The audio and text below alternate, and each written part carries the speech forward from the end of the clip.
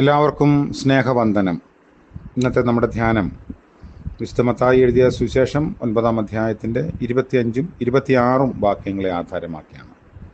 മത്തായി 9:25-26. അവൻ പുരുഷാരത്തെ പുറത്താക്കി അകത്ത് കടന്ന് ബാലയുടെ കൈ പിടിച്ചു. ബാല എഴുന്നേറ്റു. ഈ വർത്തമാനം ആ ദേശത്തൊക്കെയും പരന്നു. സംശയാലുക്കളെ കർത്താവ് പുറത്തിറക്കി. അവൻ അകത്ത് ചെന്ന് ബാലയുടെ കൈക്ക് പിടിച്ചു. അവൾ എഴുന്നേറ്റു. മർക്കോസ് പറയുന്നത് ഈ 3 ശിഷ്യന്മാരും ബാലയുടെ മാതാപിതാക്കളും മാത്രം അകത്ത് കടക്കാൻ അനുവദിക്കപ്പെട്ടു എന്നാണ്. കർത്താവ് അരാമ്യ ഭാഷയിൽ തലീഥ കൂമി എന്ന് പറഞ്ഞു. അവൾ എഴുന്നേറ്റ് നടന്നു. അവൾക്ക് ഭക്ഷിപ്പാൻ കൊടുക്കണമെന്ന് പറഞ്ഞതായി രേഖപ്പെടുത്തുന്നു. മർക്കോസ് 5-ാം അധ്യായത്തിൻ്റെ 40 മുതൽ 43 വരെയുള്ള വാക്യങ്ങളാണ്. അവളുടെ ആത്മാവ് മടങ്ങി വന്നു എന്ന് ലൂക്കോസ് പറയുന്നു 8-ാം അധ്യായത്തിൽ. വിധവയുടെ മകനെ ഏലിയാവ് ഉയർപ്പിച്ച ബന്ധത്തിൽ നാം വായിക്കുന്നത് കുട്ടിയുടെ പ്രാണൻ അവനിൽ മടങ്ങി വന്നു എന്നാണ്. രാജാക്കന്മാരുടെ 1-ാം പുസ്തകം 17-ാം അധ്യായം. ഇതിൽ നിന്നും ഉറങ്ങുന്നത് ശരീരമാണെന്നും ആത്മാവോ പ്രാണനോ അല്ലെന്നും വളരെ വ്യക്തമായി തിരിച്ചറിയാം. ശരീരം വിട്ട ആത്മാക്കൾ സുബോധാവസ്ഥയിലാണ് കഴിയുന്നത്. ബാബിലോണിൻ്റെ വ്യാപാര ചരക്കിൽ ശരീരം മാത്രമല്ല, മനുഷ്യ പ്രാണനും ഉണ്ടായിരിക്കും. വെളിപ്പാട് പുസ്തകം 18-ാം അധ്യായത്തിൻ്റെ 13 മുതലുള്ള വാക്യങ്ങളിൽ അതിനെക്കുറിച്ചൊരു പരാമർശമുണ്ട്. ഈ ഒരു അതിശയ പ്രവൃത്തിയെക്കുറിച്ചുള്ള കേൾവി ആ ദേശത്ത് എല്ലായിടത്തും പരന്നു. ഇത് ആരോടും പറയരുതെന്നുള്ള കർത്താവിൻ്റെ കൽപ്പനയ്ക്ക് വിരുദ്ധമായിട്ടാണ് ഇത് സംഭവിക്കുന്നത്.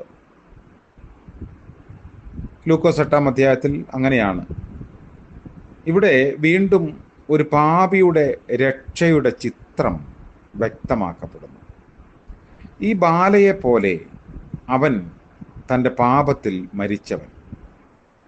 ഈ ന്യായപ്രമാണം മരിച്ചവർക്ക് ഉള്ളതല്ല, ജീവിച്ചിരിക്കുന്നവർക്ക് വേണ്ടിയുള്ളതാണ്. ഗലാത്യ ലേഖനം 3-ാം അധ്യായത്തിൽ പൗലോസ് അതിനെ വ്യാഖ്യാനിക്കുന്നു. ഇപ്പോൾ നമുക്ക് ആവശ്യമുള്ളത് കൃപയാണ്. ദൈവപുത്രന്റെ ശബ്ദം മരിച്ചവർക്ക് ജീവൻ പ്രദാനം ചെയ്യുന്നു. മരിച്ചവരിൽ നിന്നും എഴുന്നേൽക്കുമ്പോൾ ജീവന്റെ പുതുക്കത്തിൽ നടക്കുന്നു. അവന് ആത്മീയ ആഹാരം ആവശ്യമായിരിക്കുന്നു. യുഗപരമായിട്ട് ബാല ഇസ്രായേലിനെ കാണിക്കുന്നു. ദൈവത്തിന് മരിച്ചവർ.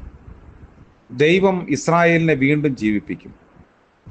ഇതേ സമയം പുറജാതി, അതായത് രക്തസ്രാവക്കാരത്തിയായ സ്ത്രീയാൽ ചിത്രീകരിക്കപ്പെടുന്നവർ അങ്ങനെയുള്ളവരാണ്.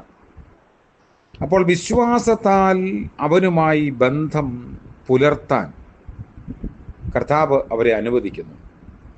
ഇസ്രായേലിൻ്റെ ഉദ്ധാരണം മരിച്ചവരുടെ പുനരുദ്ധാനത്തിന് സാദൃശ്യമാണ്.